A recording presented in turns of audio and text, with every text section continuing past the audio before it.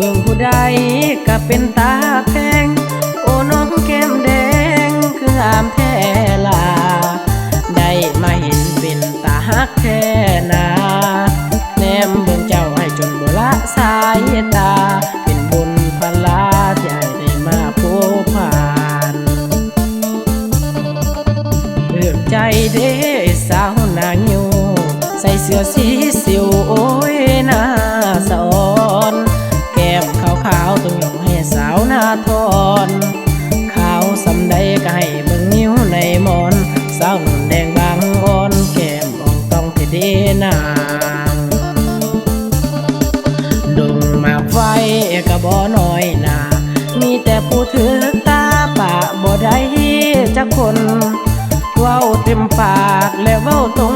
งสาวคำแพดมอายลงหักแล้วนะคำแพใหญ่และคำแพนาเป็นเสือเรือสาสาวงามที่นี้มาแล้วบ่อยากกำอยากให้น้องหับเอาอายเป็นเคยไปบอกพ่อแม่น้องเลยอายอยากเป็นเคยสาวคุมบ้านไหมหักบอกละน้องคนงามผู้บ่าวไกลบ้านแถมบ่มีเงินหลายพอสิเป็นเคยอยู่คุมบ้านใหม่ได้บอกขวัญใจให้ลูกสาวให้สาวนา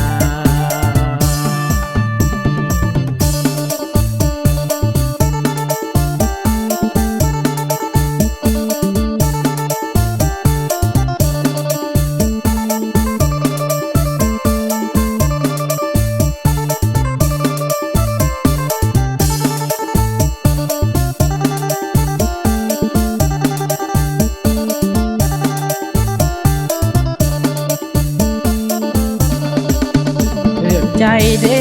สาวหน้างิ้วใส่เสื้อสีสิวโอ้ยน่าสอนแก้มขาวๆต้องยกให้สาวหน้าทอน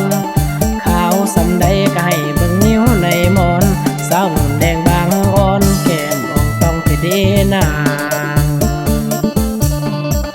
ดงมาไฟก็บ่น้อยหนามีแต่ผู้ถือตาปะบ่ได้จักคนเว้าเต็มปากและเว้าตรงสาวคำแพดมอายลงหักแล้ว